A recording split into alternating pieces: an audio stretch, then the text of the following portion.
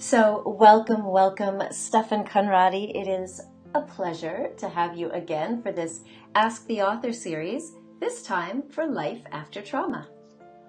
Hello, Andrea. Nice to see you again. Well, I am so grateful to you, Stephan, for being so brave and so open and sharing your story in this new book, Life After Trauma.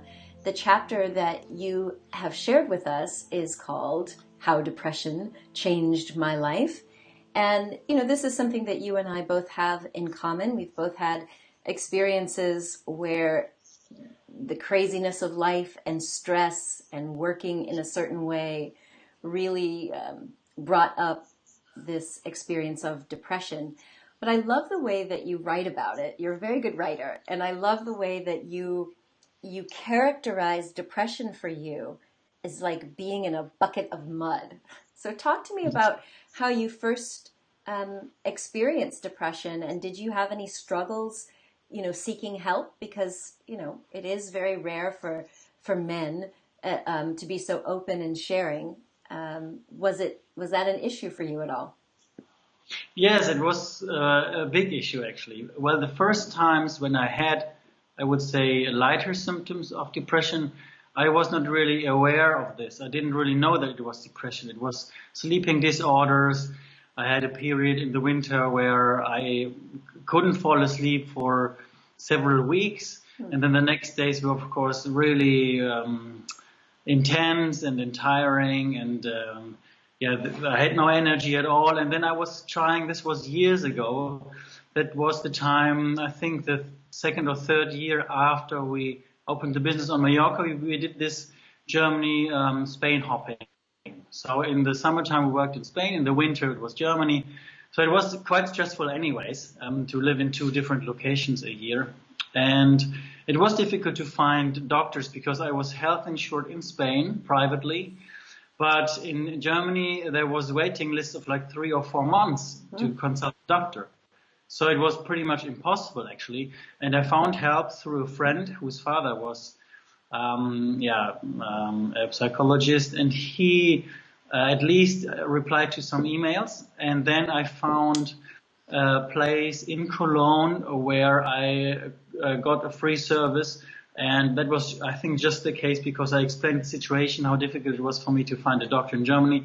And that was the first time when I realized that something is wrong, but nobody called it a depression because it was at that point not that far. I wasn't that far. Mm-hmm. And so if they weren't yet calling it depression, were they just treating symptoms? What did you try? I mean, they told me, well, it was just very stressful. It was a stressful time. So the doctor said, yeah, it's obvious. I mean, you live in Spain, you live in Germany, you have your own business, and there's a lot of pressure on you. So they gave me some advices, and I didn't take any medication at that time.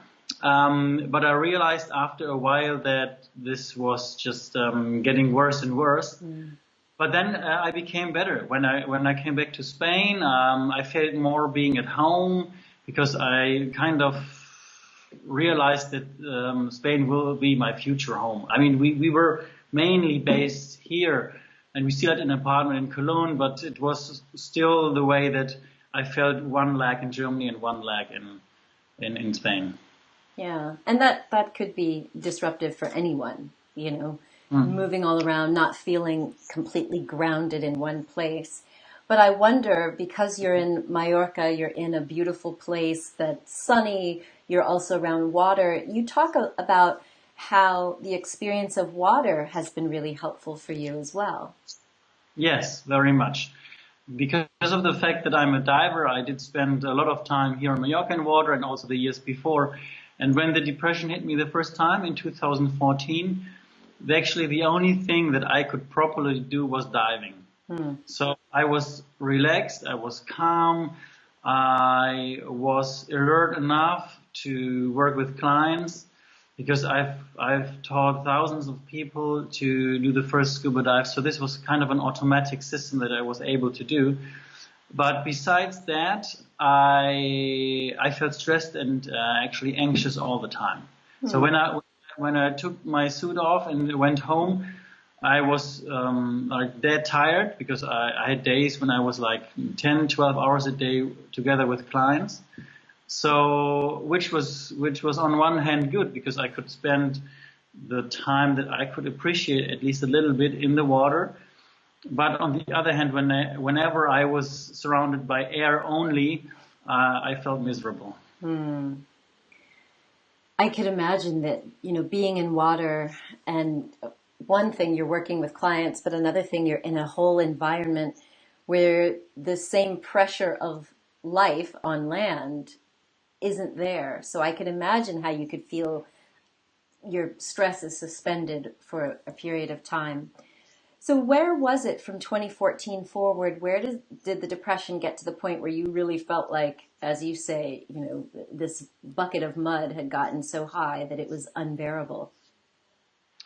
It was in 2014 the first time when I realized, okay, this is something I can't really handle anymore myself. So I got help. I was looking for help, and I got treatment.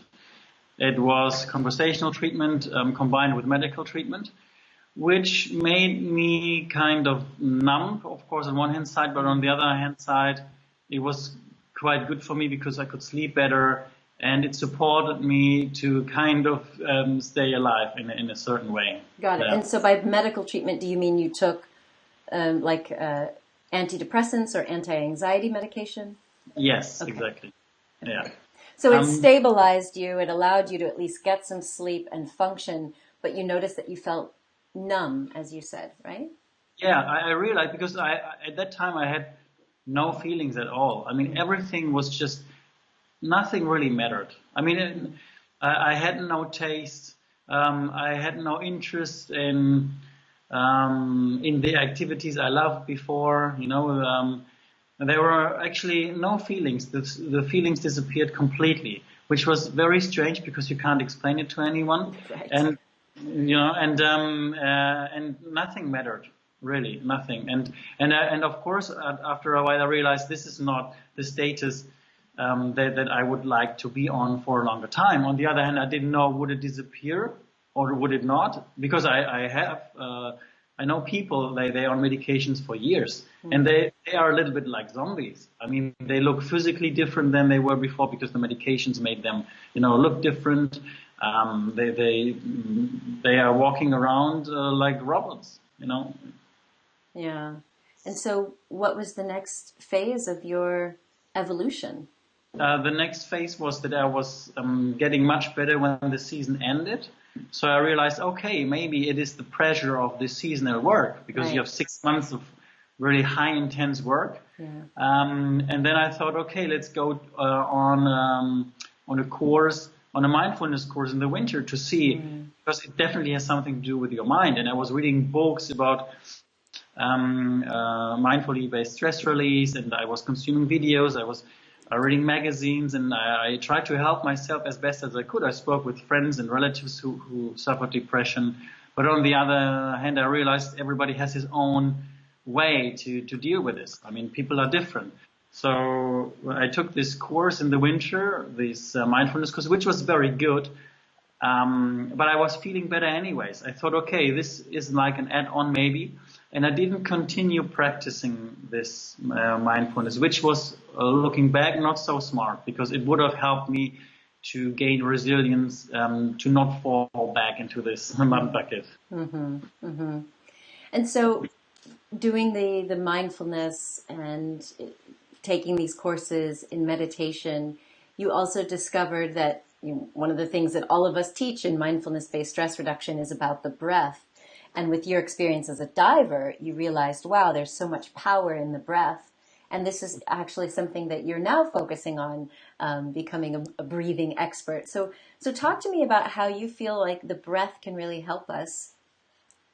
The breath is fabulous because you have the breath always with you. So it connects the body and the soul. If you stop breathing, you will lose your body on a long term, I would say. The rest not. I'm very sure that we don't lose the rest, but the body will go. So when I was scuba diving, of course, underwater, the only thing that you also hear is the breathing, because you hear this front. Like, Yeah. and there was, besides that, there's pretty much complete silence. You sometimes hear little things, but it's something that you, I think, subconsciously realize that there's only the breathing in you. And after the first depression, I was focusing way more on the free diving because I realized, hey, I want to get rid of all this equipment. I want to, free myself. I want to liberate myself. And then I enhanced my skills as a freediver and became a freediving instructor because I also knew this will be my new path. I don't want this equipment thing anymore. I did this for more than 10 years. So, I noticed that the breathing became such an important part also at the water surface now because I took my daily little breaks, only a couple of minutes. For example, the toilet is always a wonderful place, so you need to go anyways. So I took maybe 3-4 minutes and focused on the breathing. And I was listening to the breath. I was trying to control it while inhaling, exhaling.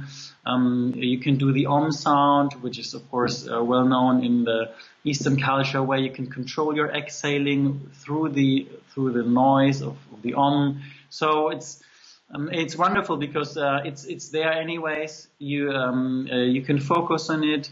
You can use it, as I learned the last couple of weeks, for so many other wonderful healing, let's call it healing or improving processes in your body. It's insane. I love that. I love that you're bringing it all together. And the other part of the story that you share, partly in this book, Life After Trauma, but also in our Magic and Miracles book, is you've talked about this mind-body connection and somehow your body becoming susceptible to illnesses or, other conditions, that they were also signs for you. You're now being really mindful and conscious about the signs your body is giving you about, this path you're on is not leading you to happiness. Maybe you should be paying attention. How do you see that now for you? How do you see this connection with your body and all of these signs? I think the body for me now reflects absolutely my inner well-being. So whenever I have, for example, little skin disorders, because this neurodermitis started, it was last year in spring, I realized this is very much related to stress. I could even feel tickling my skin when I was in a harsh discussion with my partner. And I thought, wow, so this needs to stop, and when this was getting better, I felt that the disorder disappeared. When I have now, let's call it ordinary colds or a flu, I could always easily kind of blame it on my kids because they bring all the viruses and bacteria from their kindergartens. Right. But I could also see it in a different way and say, hey, maybe my immune system is at the moment a bit weak, and why is it like that? And I'm very much focusing on the why. Why does this happen, and why does it happen now? And there's always a connection and a reason for it. But this depression created an awareness for me to listen way more to your body and to listen to yourself. Such wisdom. So one of the things that we talked about, earlier this summer when we were working on some things preparing for this, you said that you really feel like men need to hear more of these messages about being mindful and aware, being connected to the magic in our own lives. Why do you think that men in particular need to hear these messages? I think they don't have, if I compare man to female, these natural antennas or the you can call it a female DNA or a listening DNA, because men are, I think, usually way more technical and they are more rational. I also saw that business-wise. Whenever I had people in my sports groups that were not listeners, they were mostly leaders. They couldn't listen to me. I told them, although they were scuba diving the first time, please focus on me, don't go alone. The first thing the leaders did, they turned around and just swam somewhere. And I thought, like, what is that? Women would never do that. I mean, they're way smarter when it comes to listening, and when it comes to just also cooperating and communicating. And I think, I don't want to put a man in general into a corner and say they don't do this or they don't do that. There are always, good examples who react in a different way. But let's say if I compare the way women communicate or listen, women like to listen and men like to talk. I mean, it's a bit weird, but that's at least my experience. And I think it would be great if men would listen to that, because at the very end, it's important to listen. It's to take your time and because it's I think it's about your own well-being, right? Yeah. Well, I definitely know that the stress-related illnesses that a lot of men find themselves dealing with, that typically is their wake-up call. By being so outwardly focused and going until the body breaks down or the mind breaks down in some way, that gives them their awakening. But I love how you have taken these steps with the depression and the stress to become so conscious and aware that these are signs that can lead you in new directions in your life. And I'm very excited about the new directions that you're taking, and thank heavens for your partner, Caroline, who, you come home after a workshop or after these illnesses and you're like, something needs to change. And now you're embarking on some real change, right? So as I understand it, you want to start partnering up with people, leading retreats, teaching more about the power of the breath and mindfulness, right? Yes, absolutely. I mean, that's what I'm planning already. So I would like to bring people together who have a certain awareness and who realize that they need to do something for themselves.